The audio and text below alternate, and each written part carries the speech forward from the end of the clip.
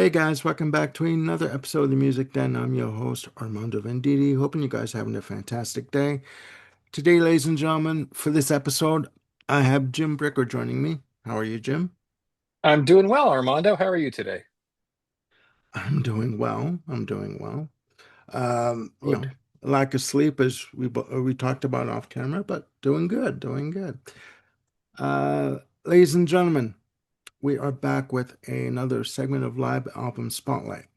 We really do have an interesting episode for you today. The band are Oh, King Crimson, and the album in the live album spotlight today is The Great Deceiver. Now, The Great Deceiver was originally released as a 4 CD live box set, which Jim is going to show you right now. looked a lot like this when it was released in 1972 or 3. The original release of this set was released on the 16th of November, 1992. The music on this set, sorry, was recorded between the 23rd of October 1973 and the 30th of June 1974. The original release was released through EG and Virgin Records. It has a total playing time of 2 hours, 54 minutes, and 31 seconds, 48 tracks in total. The material was produced by King Crimson de facto leader and guitarist Robert Fripp. The material was reissued in 2007 in two double CD volume sets through Robert Fripp's own label, Discipline Global Mobile.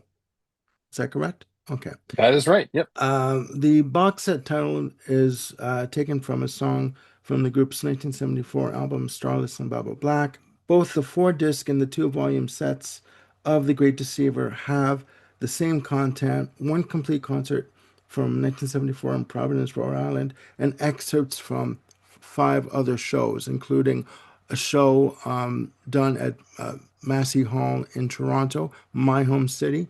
Thank you very much. Shout out to Toronto. The other, and as I go through my notes, I have notes because I'm getting old, ladies and gentlemen, and I need my notes. The other shows on the tour in this set were performed in Glasgow, Zurich, Pittsburgh, Penn State, and yeah, that's about it. Yeah, in Toronto. The show for Toronto was performed on June 24th, 1974, again at Massey Hall. The acoustics for Massey Hall are fantastic. They are Legendary. they Yeah. are legendary. Now, before I give you my views on this release, because I have my views on this release, Jim, why don't you give me your history with this album? My history with this album. So I bought this when it was first released, and um, so we're going all the way back to 92 or 93 when I bought it. I was definitely familiar with King Crimson through the 80s trio of records.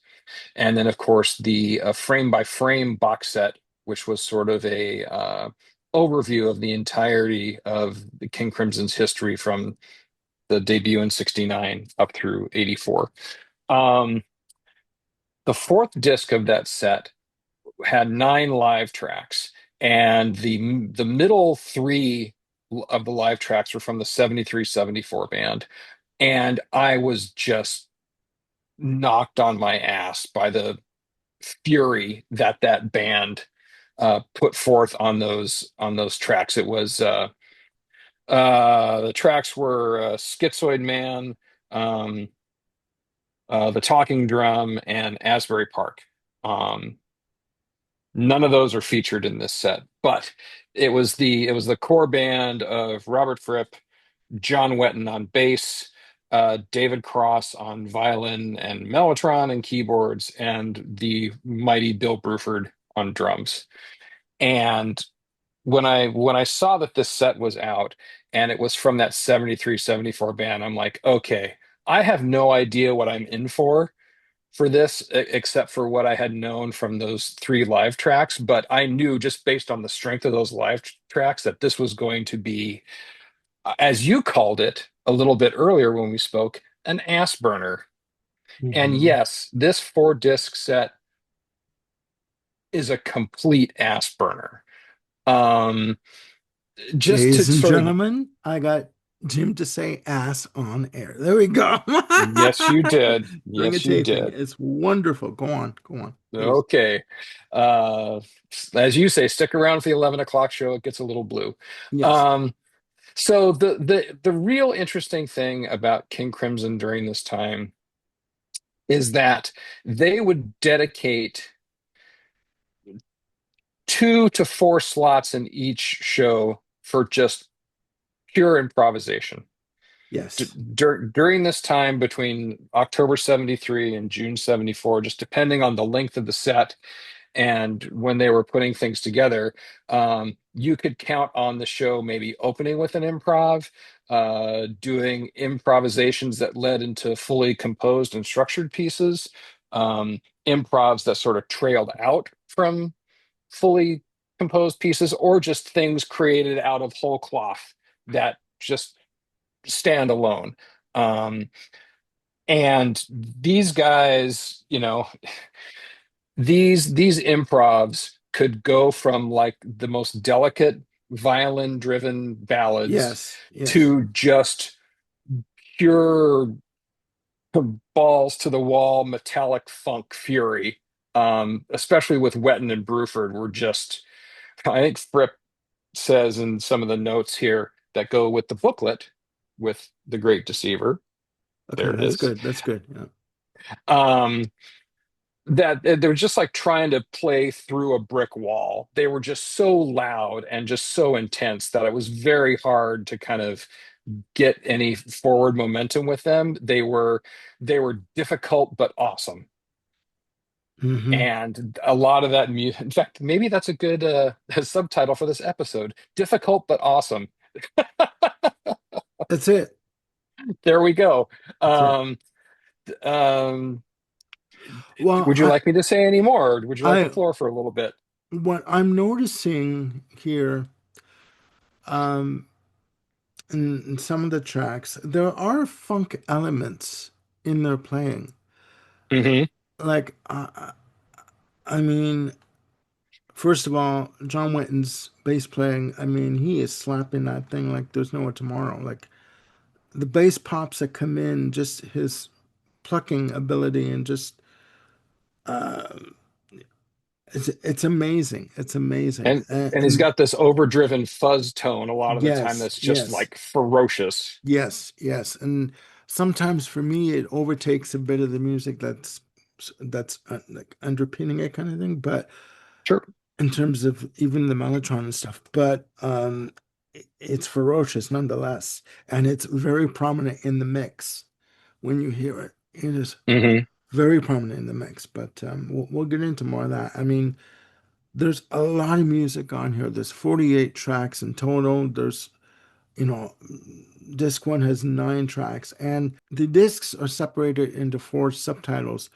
Uh, disc one is titled as Things Are Not As They Seem.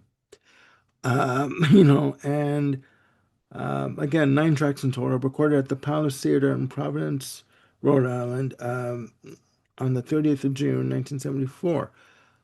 But it's like, my God. And it starts off with walk-on music, no pussyfooting.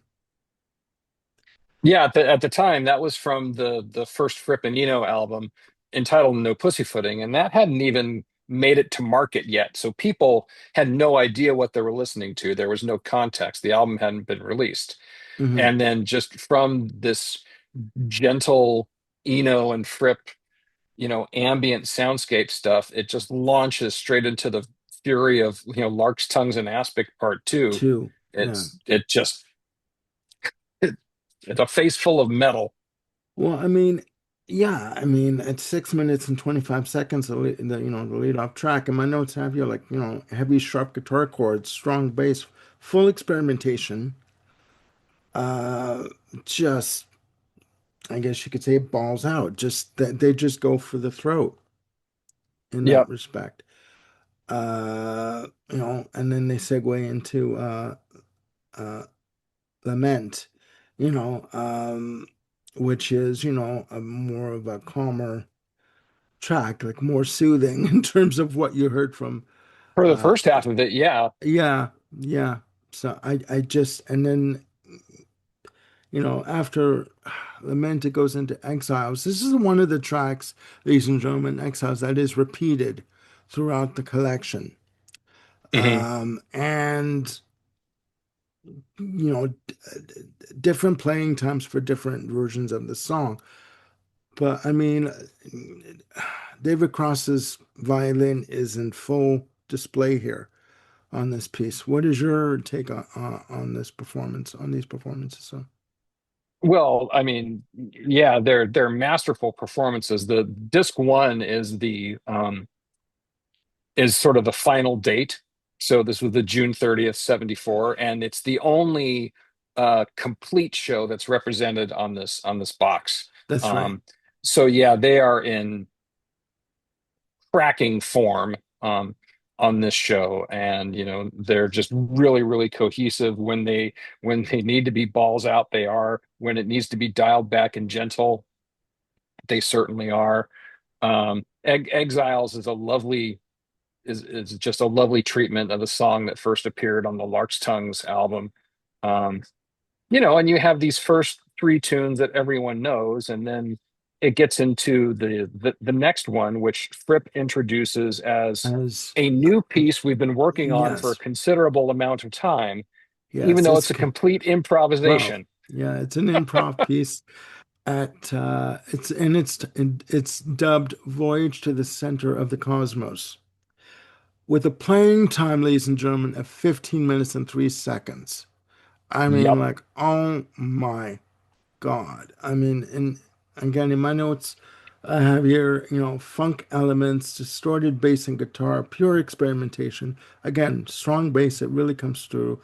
Nice guitar solo, but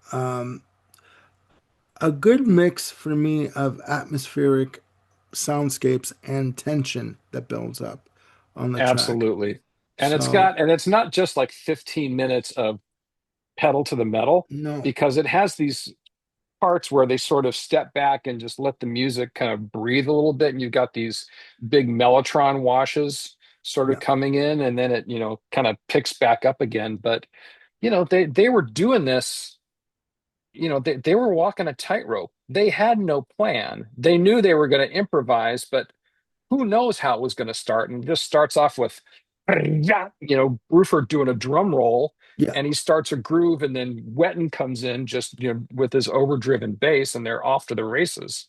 yeah. For me, I mean, not to steal from a quote from Freddie Mercury, but there's a lot of light and shade on this uh, Yes.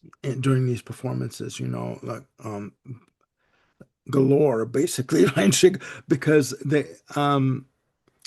they knew how to go for the throat, but they also knew how to pull back when they had to, right? And Yep. this is another example of that. After that 15 minute and 3 second extravaganza, I guess you call it. We have the one of the first of many appearances of Easy Money that is Hmm. strewn throughout the set at 7 minutes and 13 seconds. And again, in my notes, again, really prominent heavy bass, crashing guitar chords on this. Um, but this again is one of the songs that is repeated throughout the set. And by the final disc of listening to it, I was just like, to be honest with you, I was like, again? Like I remember going through this. But what's interesting, and I think this Yeah, appears four different times in the set, if memory yeah, serves right, yeah, maybe five, yeah. but every version is a little bit different. I mean, Different. sure, the core song elements are the same, but in this version, it starts off with the main head, and then it just sort of drops out, and all you hear are Wetton's vocal line. The way it's supposed to be performed is that Fripp has a guitar figure underneath it, but he just lays out and then just sort of does this dive bomb of a chord that just makes Wetton just start laughing because of it was just completely unplanned. Unexpected. Yeah, yeah. Yeah. I heard that. Um, I noticed that. You know, yep. And so every I don't mind that there's four versions on here because I'm listening for the distinctiveness, especially because during the solo sections of the tune, who knows where it was going to go. There were some nights where they got to the solo section and it just sort of ended up taking on a life of its own, and they never sort of finished the tune. They just Hmm. went on this improvisation um, that you hear on the end of disc two, I believe it is, and they just sort of end the song from there. They never get back to the main theme. What's interesting about this first disc is they do a complete run of Easy Money, but at the end of it, you've got Bruford just doing these real gentle cymbal strikes, and then David Cross picks up his violin and just starts with this theme, which Hmm. leads into another 10 and a Peace. half minute improvisation, most of which was excised and put on the Red album for the tune Providence. That's right. So what you get here is that same tune, but in its whole proper context. And it's again stunning to go from this fury of Easy Money to this completely delicate, violin mellotron keyboard suite until, Bruford and Wetton take it over into the Yeah. overdriven funk territory. Yeah. And then you sort of putting it in its proper context like this, I think makes the tune even more amazing. And where on the Red album, you're kind of like, huh, that's odd. To hear it here properly contextualized, it's like, holy crap, this is just this amazing piece of, you know, prog, funk, metal, pastoral ambient joy, all in one tune, all in 10 minutes. It's crazy. Okay. No. Okay. Well, for me, I mean, I should also say that I did buy, like we were talking about offline. Before we started taping off camera, I did buy this collection in 2023, and it ended up in what I call the Bermuda Triangle across the hall in a sea of CDs. So when we discussed doing this episode, I was able to call this up on YouTube, and this is my first time listening to these tracks and just getting a sense of the power of Yes.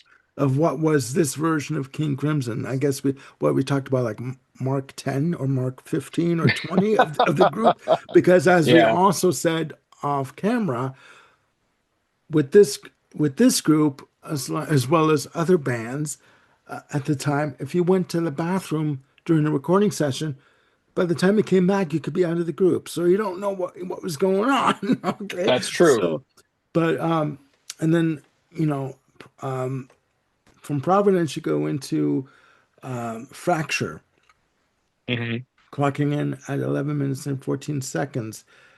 And again, this was just, my God. In my notes I have Well, here. Yeah, Fripp, the author of the tune, says yeah. that Fracture is impossible to play. Just with all the cross picking and the moto perpetuo section in the middle, it's just like, how in the world can he sustain that and do it? And yet it's just jaw dropping. Hmm. Hmm. It is. It is. It is heavy for me to listen to it to get into. I seriously have to wrap my mind around what is happening with this piece. And then disc one ends with Starless at Yep. 12 minutes and 3 seconds. And in my notes, I have you dripping with mellotron and violin and experimentation. Yep. Um, And this would have been a brand new tune for the audience because, the Red hadn't even been recorded at the time that this show was performed. So this was, complete virgin territory for the audience. And, folks, if they don't know, should probably have a understanding that, in the top prog songs of all time category, Starless is usually in the top three. mhm. It's highly regarded just in terms of its sweep and drama and how it goes from the absolute, gentle pastoral to the unchained fury at the end. It's just a magnificent piece of music. The tension and release section and the like final third of it, or half leading up to the final portion, is just nuts. Okay. Okay. Well, again, this is virgin territory for me in terms of just getting into the music and understanding the inner workings of it. We move on to disc two with the title of Sleight of Hand or Now You Don't See It Again and dot dot dot. Okay. Um, oh my God. Now, I want to ask you this for clarification. Certainly. It starts off with 21st Century Schizoid Man. Yeah. Was Which is this, the end of the Providence show. yeah, okay, it's the end of the Providence show because after that you have, first of all, 21st Century Schizoid Man from the debut release. To me, they perform it pretty much to the note as they do on the studio release. You know, little flourishes here and there, but pretty much just the structure of the track is there. And then you Yeah. have Walk Off from Providence, a minute and 21 seconds, walk off music. And then you have Walk On to Glasgow, Hmm. track three at 48 seconds. And it's like, okay, because I still had to get my mind wrapped around what was going on musically here, in terms of. Sure. So the 21st Century Schizoid Man was the end of the Providence performance in its entirety, and Yeah. then it goes into the show in Providence. Uh, Well, the show in so Glasgow. Glasgow, sorry, Glasgow Walk Off. Yeah, that's Yeah. right. My fault. Yeah. Um, Tracks 3 through 12 are all from Glasgow, and I mean, I kind of like the way they do the walk off and the walk on. It sort of gives this sort of sense of continuity, yeah, to it the does. to It to the does. proceedings.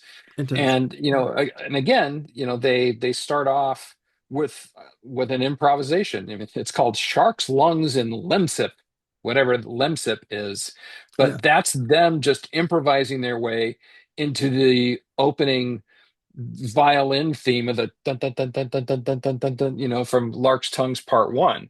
Yeah. And that's a lot of what they did, is that, like, they had a roadmap. They knew that a tune had to start in a certain manner, but yet how they got there changed from night to night. That's right. Yeah. And I would imagine doing that would keep you on your toes musically. It's like even you as a member of the band, you would never know where a piece of music was going to take you in terms Oh, of, absolutely. yeah. You had to Okay. have a giant set of ears and a great sensitivity to be able to do this much improvising night in, night out, knowing that it could go anywhere. Exactly. I mean, with Lark's Tongues and Aspic Part One, I have, again, heavy bass, funk elements galore for me, nice violin solo, and a lot of dramatic passages. This would lead into one of the tracks I like, Book of Saturday, Yeah. at 2 minutes and 49 seconds, which again, you go from one extreme to another. You go from Lockstang and Aspic Part 1 to Book of Saturday, which to me has nice calming guitar and bass passages and nice violin flourishes on this piece. Yeah, it's a very much kind of a British folk kind of tune,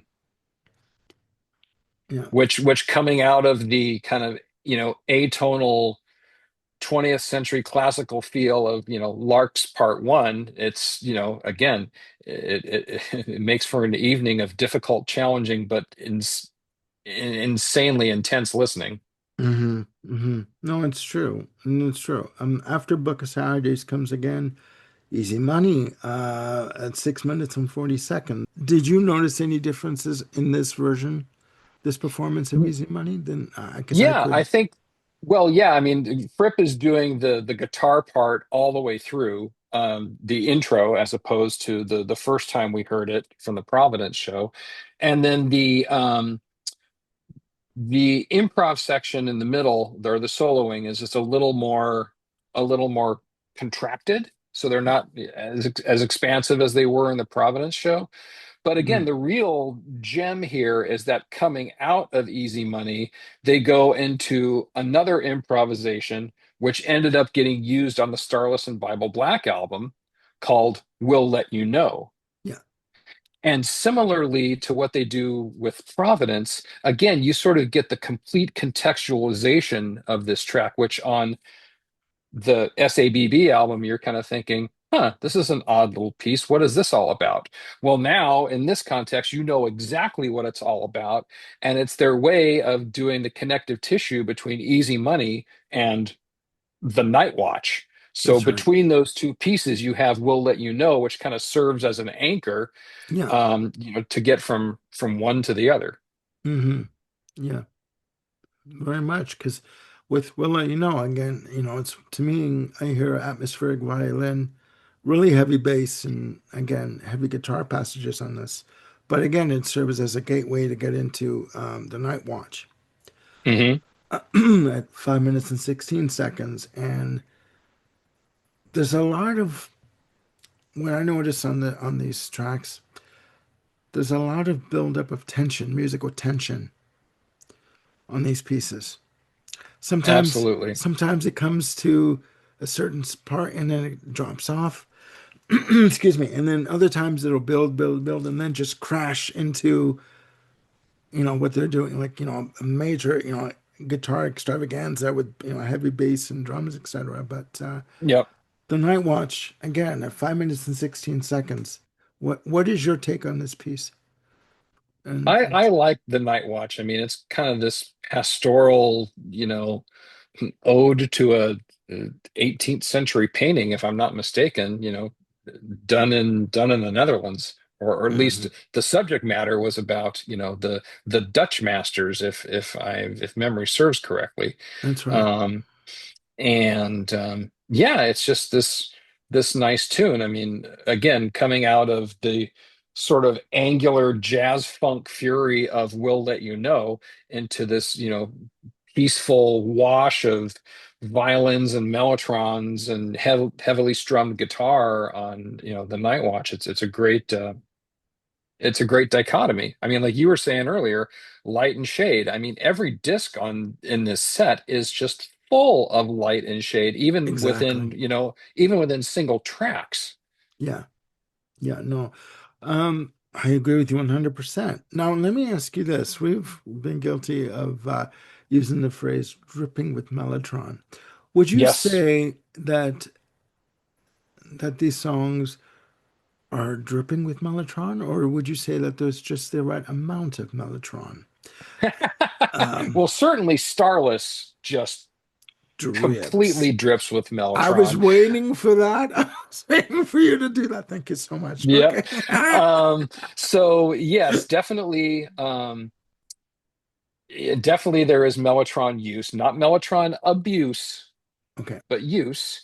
And, I I like think at that. the time, both Fripp had a Mellotron and David Cross had a Mellotron. And I think David Cross had another um, piano that he kind of used for things as well. So there were times where you can have two Mellotrons going on one track, especially during the improvisations, which made things difficult because, as Fripp says in the notes, the way you tune a Mellotron is that you don't. They're just incredibly difficult to stay in tune. So even if you think you've got it in tune, just wait a minute and it'll fall out of tune with its partner very quickly. Okay, but So, let me ask you this.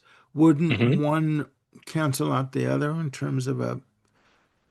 terms of signals, in terms of just the musical passages that they need to do? No, I think, well, a lot of times it was mostly used for when, you know, say Fripp was playing a Mellotron part and then he was doing it underneath like a solo that David Cross would take on violin, Okay. and then Cross would take over on his mellotron as Fripp would, get his guitar going again for a different piece. But Okay. there are certain pieces on this album, especially in like Voyage to the Center of the Cosmos and some other tunes where they're Yeah, both mellotrons are going at the same time. One's probably got a more flute-like part to it, that's and the right. other one is heavy with the strings. And Okay. so yeah, they'll complement one another as opposed to cancel each other out. Okay. Okay. Um, well, it's good to know that. All right, ladies and gentlemen, we're going to move on. After the Night Watch, we have track 10, which is a total improv piece called Tight Scrummy. Tight, scrummy, Oh yes. my God, what names for these Which pieces? is a whole nother piece of Mellotron wizardry, because that thing that sounds like a drum machine is actually a drum loop, a percussive loop that's, you hit the key on the Mellotron and it's going to do this loop until you tell it not to loop anymore. See, because it comes in just under 9 minutes at 8 minutes and 57 seconds. In my notes, I have here complete experimentation, heavy bass, dramatic violin, and guitar chords. Yeah. I mean, it's And just and like, Bruford is not playing any kind of standard 4/4. I mean, just with this doo doo doo doo doo doo doo doo thing that's going on with the Mellotron drum loop, he's got just all kinds of percussive flurries and bangs and crashes and little shell things that he's playing just to kind of yeah, augment the basic rhythm that the Mellotron is keeping. It's an amazing piece of music making, and it's mm, it's not jazz, it's not prog, it's not pop, it's not metal, but it's all of those at the it's same time. it's King It's Crimson, you know. indeed it is. And we follow that up with a short piece called Peace, a Hmm. theme, which I do believe it's from Lizard. If No, Poseidon, Oh, in the from wake of Poseidon. Poseidon. That's okay, and I have that as well. That's okay. Sorry, my fault. Which is their sophomore release in the wake of Poseidon. Yeah. Just a minute and 1 second, just pretty much a brief interlude. Um, Yeah, just super quiet. yeah, Just Fripp on electric guitar. yeah, And again, if you're one of those guys just screaming in the audience in Zurich or wherever that is, Glasgow, sorry, you would totally miss him doing this delicate little thing, which they hardly ever played. yeah, I mean, going yeah, from Peace into Cat Food as it is on the album, yeah. they did not play that very often, only in late '73. And Mm. a What Cat Food is just this another angular prog funk jazz, who knows what the heck it is. what was it not released as a single? Cat Food. Cat food was. I Yeah, do that believe was one of the silliest decisions ever, but Yeah. Okay. All right. And then we segue back into a shortened version of Easy Money. yep, from a whole different show. Now Yeah. we've moved from Glasgow to To Penn State. to Penn State. Okay, and Oh, then and one other note I should say here. sure. So we talked before about how the Providence show is the only complete show on here, and then there's five other shows in this set that make up the other three discs. Yeah. I believe down in the comments or the description for this video, we've got links to the DGM sites where if one wants to hear the entire full show, either by purchasing it or streaming it, you're able to do that through these links. And the great thing about the Great Deceiver set is that Fripp and David Singleton as co-producer cherry picked, sort of like the best moments from these shows That's to right. include. So that's why it's very heavy on the improvisational aspects of it. Because if you were to just have all these six shows, you would have six versions of Lark's 2. You would have five versions of Schizoid Man. You would Yeah. have way too many. Hmm. No, But that's true. but because they're able to cherry pick, you're able to sort of get a great representation of what this band could do at the time, which again, with like Peel wallpaper at 5 miles, it's just astounding. Exactly. Exactly. The disc ends off at track 14. It is for you, but not for us. At 7 minutes and 57 seconds. Oh God, my notes have your great heavy bass, great mellotron, nice use of violin, stretched out guitar passages, and again pure experimentation. This was like another to me is like another improv It is. piece that It's another comes one of in. these cases where, they were in the middle section of Easy Money, and where the music led them was just to sort of let the improvisation be in and of itself. They never got back to resolving back to the main theme of Easy Money and the third verse. Hmm. Again, they just followed their frickin' muse, which again, four guys at that caliber to be able to have this sort of one mind aspect and just the sensitivity of knowing where to go was it's I don't think there was another band quite like this at the time. No, no, I think. Well, would you? Mu- Okay, let's take a step back here. Would you consider this to be, dare I say it, the quote unquote classic lineup of the band? No, I couldn't say that because there's too many lineups that are just crazy. I mean, the very first quartet or quintet with Greg Lake and Michael Giles and Ian McDonald. Then you've got this four piece. And Hmm. then following this, when they came back together in 81, You've got, it's Fripp, yeah, Bruford, Levin, and Ballou, yeah, which again is on it's just a whole another level altogether. Yeah, it's a different level. I mean, and not different as in superior. but just It's a just a different whole kind different of type of different music plane. making. Yeah. Yeah, And yes, they could trot out lark's tongues too, and have have that sucker be furious as well. But the type of music being made by the 80s band is nowhere near in the same ballpark. And again, I don't mean that qualitatively. I'm just saying it's like two different ballparks. The 80s that's right. thing was its own beast, and this is just an entirely different beast. Exactly. Exactly. Okay. Well, I want to keep This you is on your this is one of toes. my yeah, I mean, this is one of my absolute favorite, King Crimson groupings, just because they could move from the light to shade, the quiet to the fury, um, At the drop of within a hat. seconds. Yeah, Yeah, like you snap your fingers and they're off and running, or you turn around and they're back to doing a really quiet, gentle, atmospheric piece. And it's just like never the two shall meet kind of thing. It's like, oh my God, I mean, it's yep. very interesting. All right, ladies and gentlemen, we're on to disc number three, subtitled Acts of Deception, The Magic Circus, or Weasel Stole Our Fruit. These long titles, man. I'm like, oh my God. That's Fripp for you. 13 tracks in total. Tracks 1 to 11 were recorded at the Stanley Warren Theater in Pittsburgh, Pennsylvania, USA, on the 29th of April, 1974, and tracks 12 and 13 were recorded at Pennsylvania State University at State College, Pennsylvania, on the 29th of June, 1974. Now, Yep. again, you have the walk on music, No Pussyfooting from and Fripp, and then it goes into The Great Deceiver, 4 minutes and 27 seconds. Your view on this? Because this to me was just like, what am I It's listening it's to here? it's interesting that throughout the scope of shows here from October to June is what, like a 8 month period. They opened their shows differently.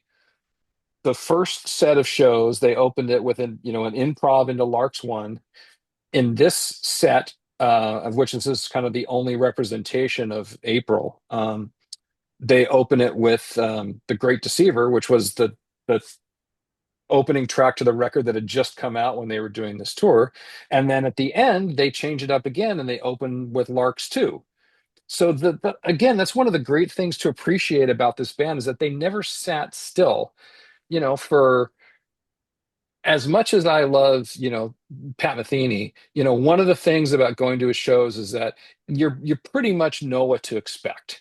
And there's not a lot of experimentation from night to night because Pat is really um, set on Hmm. having his set list kind of construct a story.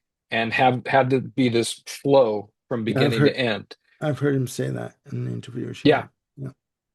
yeah, yeah, Whereas these guys were like, let's just mix it up a little bit.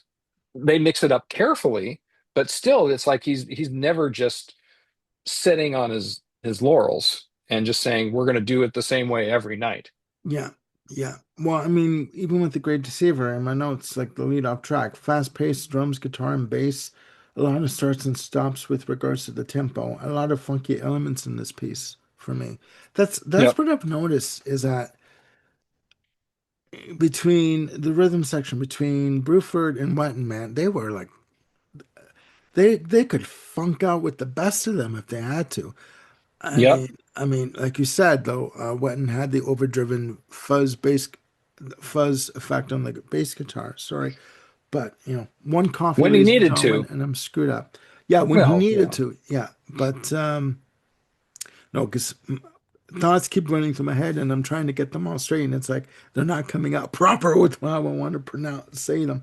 But yeah, and then from the Great Deceiver, you go into another improv piece called Bartley Botsford or Busford at 3 minutes and 13 seconds. Again, nice gentle guitar notes and that come in, with a good mellotron section. Mhm.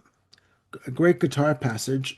Really, for me, it's freeform and atmospheric. This piece, again, Well, yeah, and improv, like I said improv. before, it's like they knew they needed to get to the beginning of Exiles, but the joy here in this track is how they get there.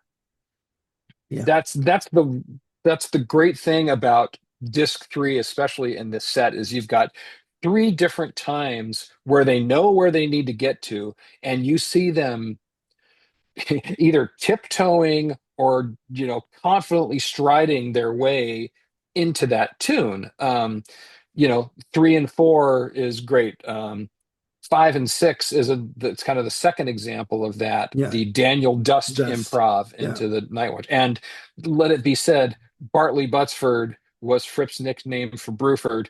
Daniel Dust was his nickname for David Cross, and Wilton Carpet, which is track nine, was his nickname for John Wetton.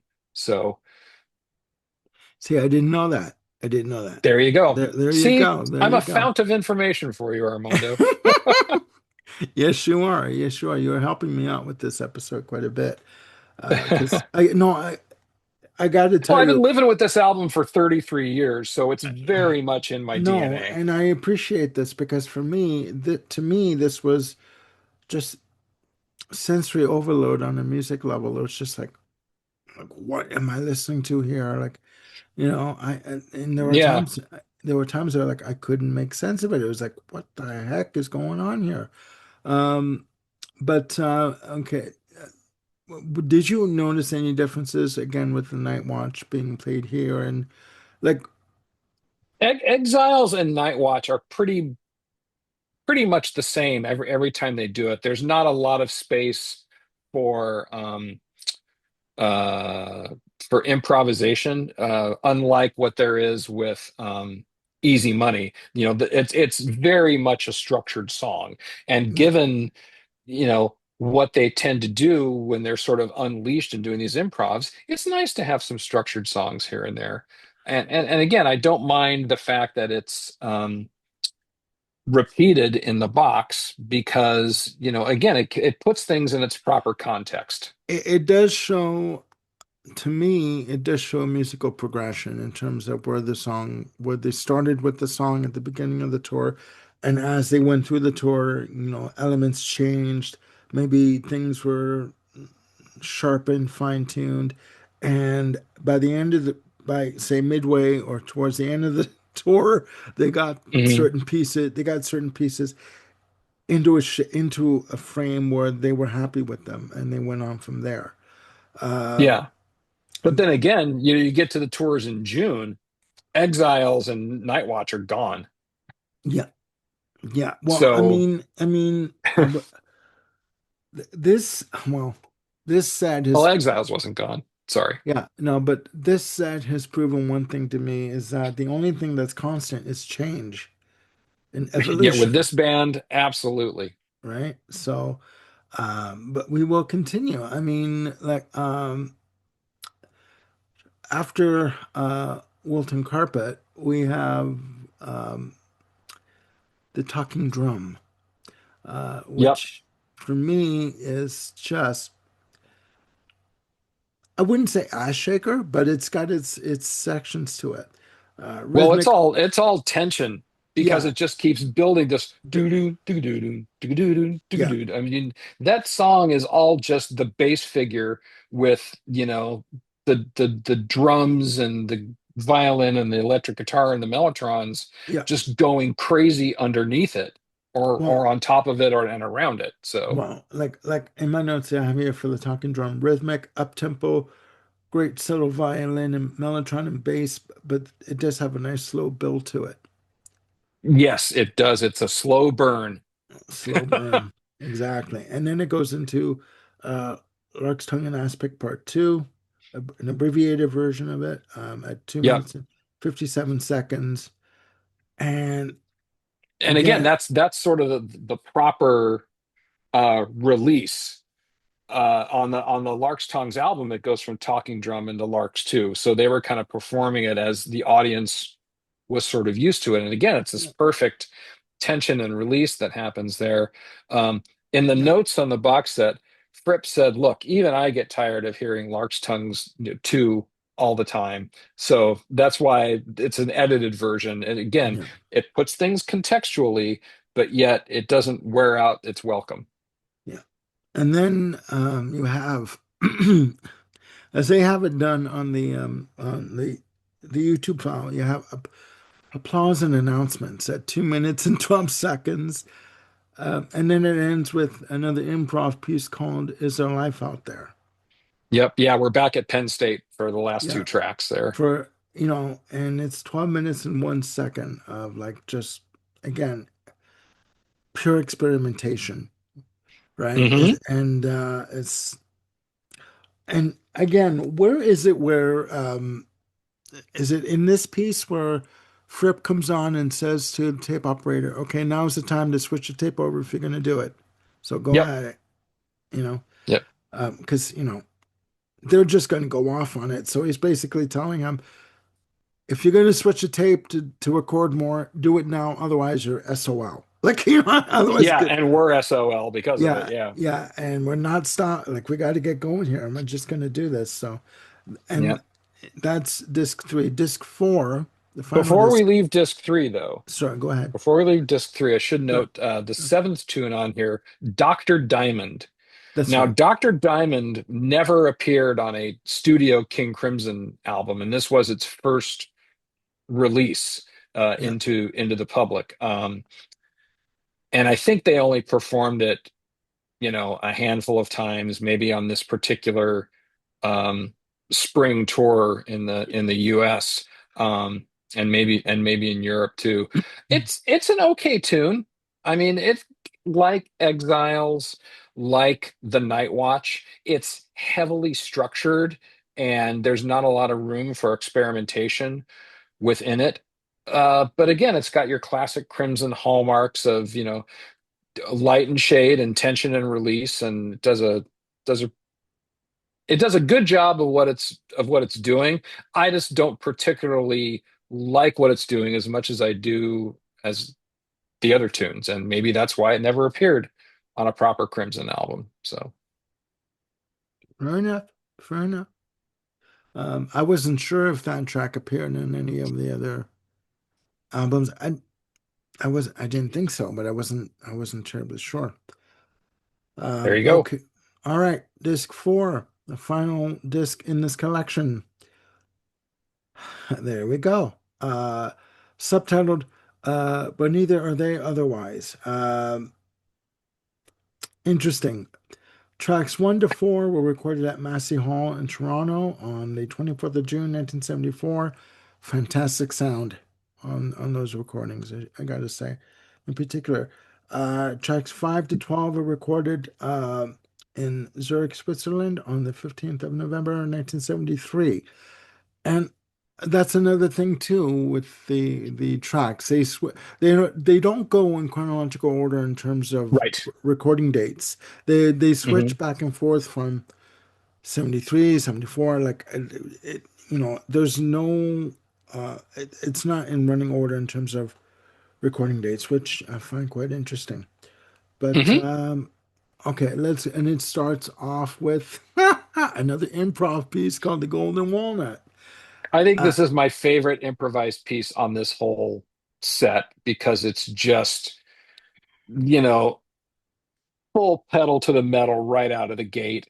And then, again, it just sort of ends up dissipating into the ether as they just let the tune progress all the way through. But yeah, Wetton and Bruford are just absolutely going nuts on this track.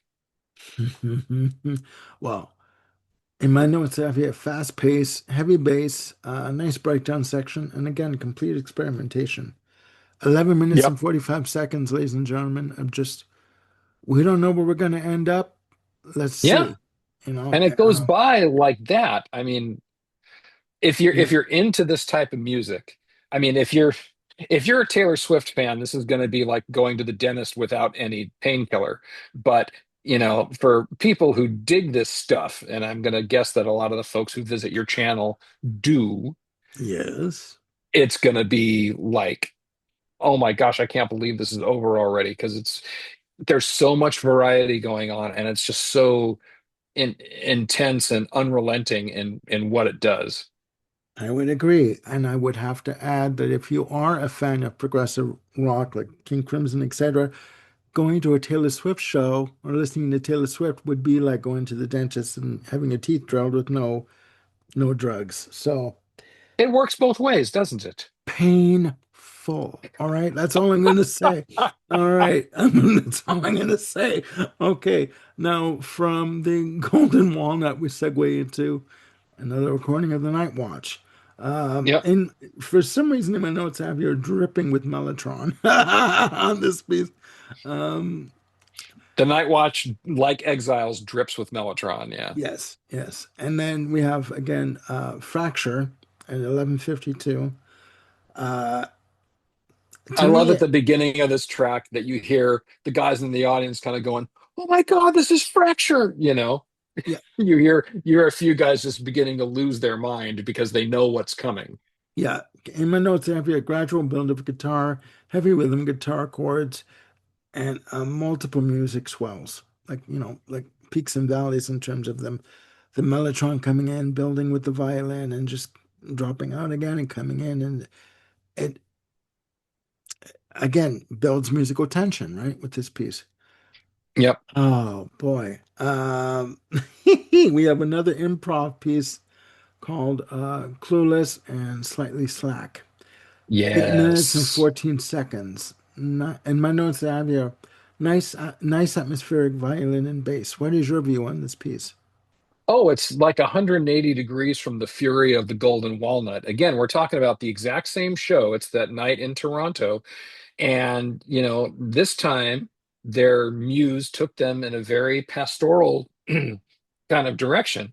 That's primarily violin driven in the beginning and the end. And that's what they dictated the piece needed to do. Or as Fripp would like to say, this is what music dictated to them. So, yeah. And again, it just shows the incredible. Flexibility and dynamism that this band, exuded night after frickin' night. I would agree. I would agree. And from the show at Massey Hall, we segue into I believe it's the final show on the CD. Walk On, No Pussyfooting again from Eno and Fripp, and then we go into some more pussyfooting. Another improv Hmm. piece, 2 minutes and 28 seconds. In And my I love notes, the way they do this because I'm sorry, please, go ahead, go Armando, you ahead. No, were, no, no. Go ahead, go ahead. they take the music from No Pussyfooting as sort of their starting place for the improvisation.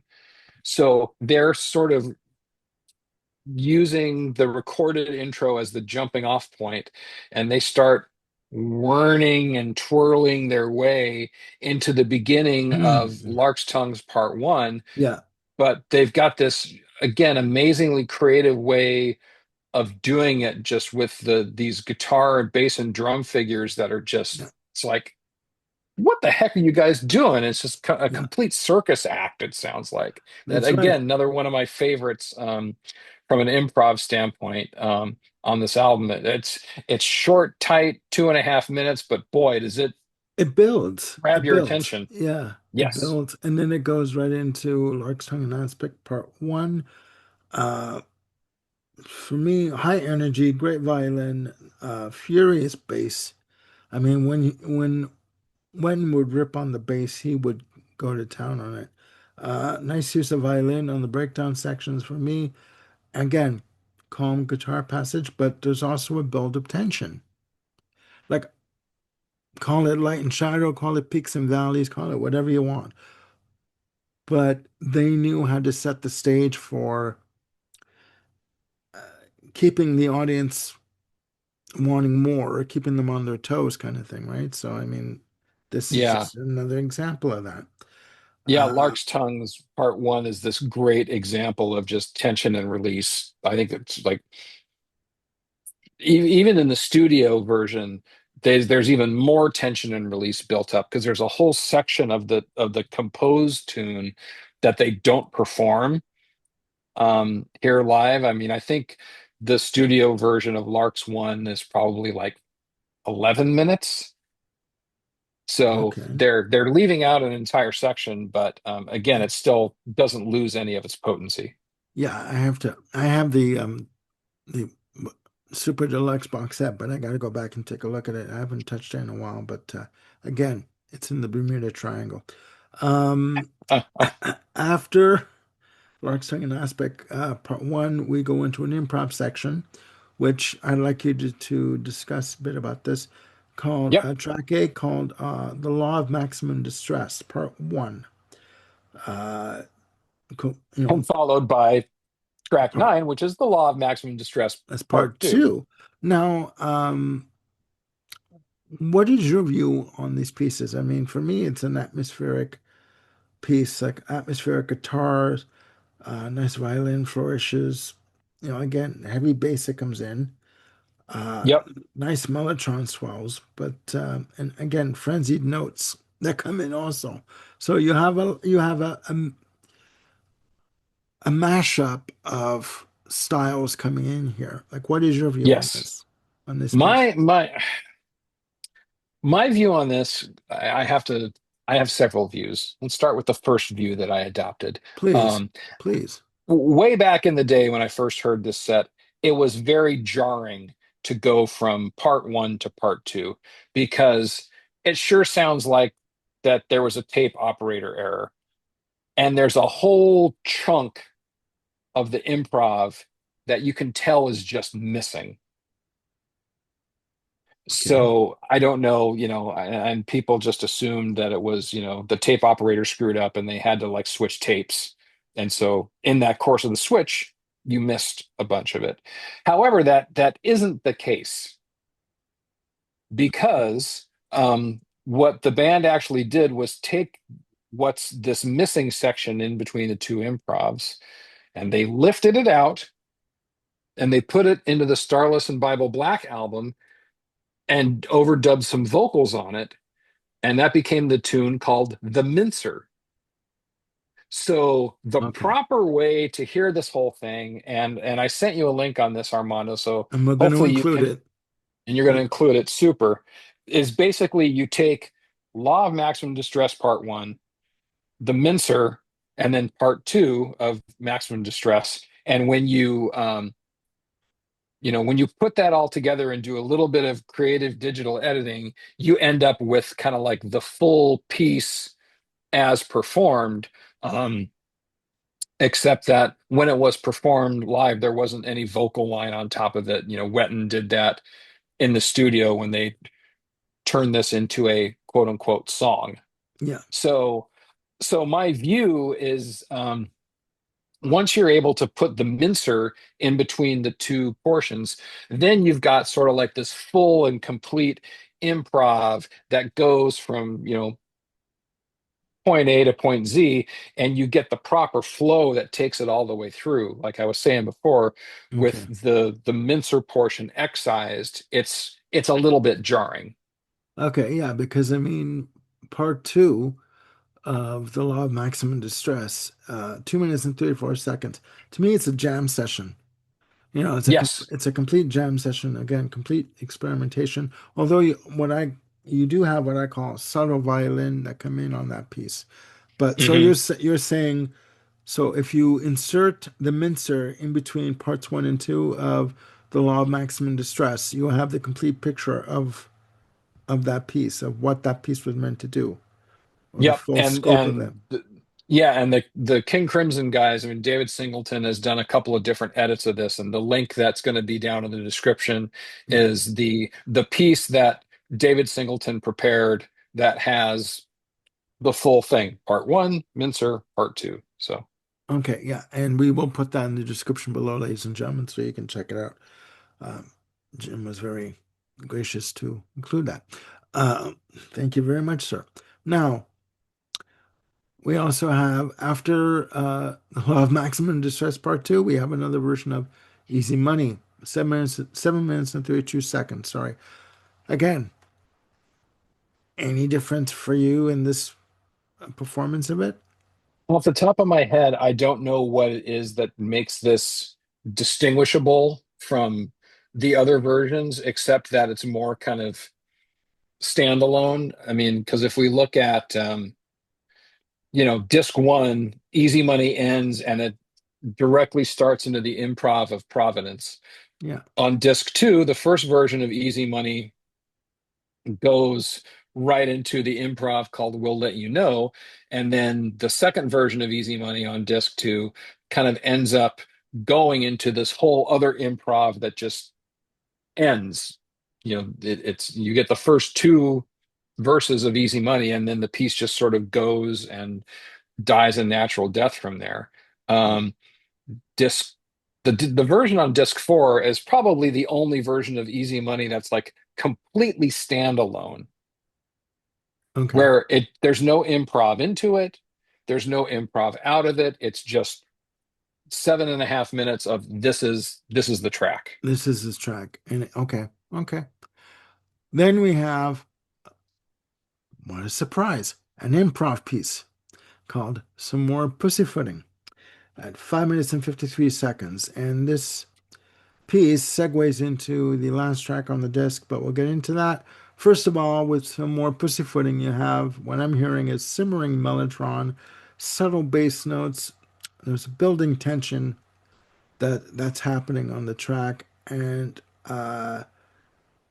and then the music comes to its conclusion and goes into the final track on disc four, the talking drum.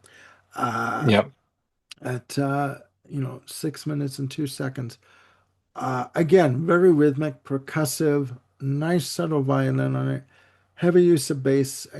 In my notes, I also have simmering guitar textures, and the track for me builds an intensity. And again, at some point, you do have thick screeching guitar chords that come in on this Yeah, piece. at the end. It just feels that with this piece, they were just at the end of the set, they were just going for broke. Okay. You know what I mean? Like it was just like, okay, you know what? Balls out. Let's go for it. Bump up. And they just went to town on this piece. I like it. Oh, absolutely. It Yeah. is an ass shaker. I haven't said that in a while, but it is a bit of an ass shaker. So you'll forgive me for my indulgence right there. But it's good. It's good. But to me, it drops out at the end, and there's no good night, everybody. Good night, ladies and gentlemen. Thank you very much for. It's like you're kind of left That's with one of Fripp's little tricks. That's you're what he likes to do is take the expectations and just completely smash them. you're kind of left with what? Like like what am I like? What is this kind of thing?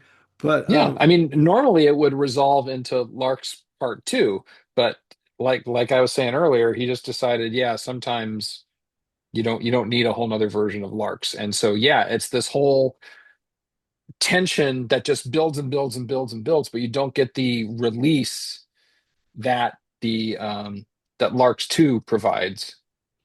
Okay. It's just this screeching guitars at the end, and it's just like boop, silence.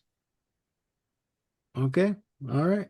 I mean, I gotta tell you this, and I should say, ladies and gentlemen, that brings us to the end of the uh, the the CD package, the double disc volumes that you've been. Did you show them? Or you've been showing other discs I've in been this. showing the 4 discs, yeah. Yeah. Okay. You also have the other two discs. Do you not there? If you want to. The two disc sets, no, I don't have that. Oh, okay. Okay. We'll put them up on the screen for those of you out there who want to know. Um, Yeah, so you're saying that you've had X amount of years with this package. I have had Uh, 33 years of living with the Great Deceiver. Absolutely. okay. And what is your overall view of this release? If we didn't already say it, we're going to say it again if we did. So, what is your overall view of this package?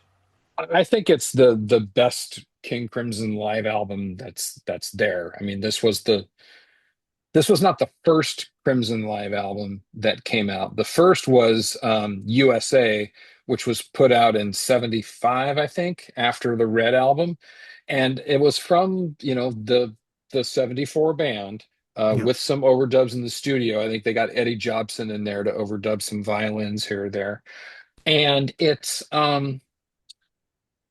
but it was one LP, so it was 40 minutes, and it's very hard to sort of capture the appropriate fury that this band had. I mean, the I mentioned before that the track Asbury Park, which was originally released on USA, and then it was also on the Frame by Frame box set. And again, that's a fantastic representation of what the 74 band did, but it was one track of the six on USA, so it didn't really tell the tale properly. This 4 disc behemoth sets the context properly of just what an outstanding and amazing live unit King Crimson was, and how, putting them with putting them in the ghetto of Prague, is a little bit of a disservice with this band. I mean, certainly from 69 to 71, yeah, Prague definitely fits King Crimson as a genre, but with the amount of just freeform jazz odyssey, if you want to use the Spinal Tap term, Okay. um, with what they were doing night to night, this thing approached more jazz funk fusion at times, and even Yeah. metal Yeah. than it did Prague. Um, Yeah. so yeah, there are no capes on this record. It's just, people have their blue jeans and their sneakers on, and maybe a vest with leather tassels, and then they're just going for it. Okay. Okay. This is Uh, my favorite Crimson live album, just drop dead, bar none. okay. Full disclosure, this was my first time listening to a live King Crimson release. And I'll admit it, I was um, out of my comfort zone because I didn't know what to expect. And what I got was just like sensory overload in some cases, and in some cases. For someone out there that is new to King Crimson and wants to get into their live material, would this be a gateway for them to go in, or would you recommend USA first? Uh, it it's a bit of a thorny question because there's so many different King Crimsons. So like with the most recent King Crimson, which was in the 2010s, the Meltdown 3 disc set from Mexico four disc, if you count the Blu-ray, is probably, the crowning achievement of that band. Um, into the 80s version, you've got Absent Lovers, I think is the name of it, which was recorded in Montreal. And then for the 73 74 band, I would say that The Great Deceiver is probably a bit much of a first step. I would recommend as a first step the album The Night Watch, which is what people think is the full performance from Amsterdam, the Concertgebouw, if I'm pronouncing it correctly, and that is where several of the tracks of Starless and Bible Black were sourced from Okay. from from that performance. And it has the greatest version of Schizoid Man that Crimson ever put on tape, in my not so humble view. So while I love The Great Deceiver for its breadth and depth and variety, I wouldn't recommend it as a first step. I'd say The Okay. Night Watch is probably a good 80-minute starter. But if you dig that, then I, you're certainly going to dig the crud out of this. there you go. There you go. All right. Thank you very much for that. All right, there you have it, ladies and gentlemen. Another segment of Live Album Spotlight with Jim Bricker. Thank you for joining me on this one, Jim, because I was musically overwhelmed listening to this. I was just like, oh my God, what is this? What am I doing? You see So, what I do to you? I give you John Zorn. I give you Bela Fleck. I give you Black Midi. I give you King Crimson. You just don't know what to do with me. I'll sell you to the highest bidder, see what I can get. See There what we I can go. get for that. But no, ladies and gentlemen, please let us know your view on The Great Deceiver if you have it. If you haven't heard it yet, you can stream these two disc sets on YouTube. One file has 26 pieces to it, videos to it. That's volume one. Volume two has got 23 videos to it. You can stream it again on Yep. YouTube. You can get these these CDs, sorry, on Discogs, on eBay, on Amazon, or better yet, go to your local music store. See if they Yep. have it there. And so One comment about the streaming services, and I think this was another link that I sent you, yeah, Armando. On Spotify, the way that the albums are sequenced does not match the original. yeah, So what I sent you was kind of like my version of the playlist that has the things in the proper yeah, running yeah. order. Because I should say if you go on YouTube and you look up The Great Deceiver Part One, there's 26 videos, like 26 tracks that are there. A couple of them are just introductions from Robert Fripp. So it kind of throws what you're listening to, what you're taking in out of order. It just takes it, you have a couple of extra, again, tracks in there. So just follow the Yellow Brick Road and you'll get to Oz eventually, at the end of Yes. at the end of the listening experience. But these albums are in their entirety on these streaming services and also on YouTube. So please, once you have listened to them, let us know your comments on this album in the comments below. And if you know, yes, One more pitch to put in there is that, and if you dig The Great Deceiver and are interested in hearing the full shows, like I mentioned, dgmlive.com, that's we right. have the links below to Yes. all six of the shows in their entirety. They're all full multi-track recordings. There's no bootlegging going on here. Yeah. This is like full multi-track stuff. And again, The Great Deceiver has one complete show, which is Providence, and then excerpts from the other five. The DGM site has all six shows in their In entirety. entirety. That's right. That's right. I was going to mention that. And again, we'll put them in the comments below, in the description below. So please check them out and let us know what you think of them. And again, I want to thank Jim for joining me on this live album spotlight special. And we have more shows coming up that we're working on, and you know, we're going to get them to you as quick as we possibly can. Okay, so please click like and subscribe, and again, hit the notification bell to keep yourselves on top of any new content we got coming up. And we will see you soon again on the Music Den. Bye for now.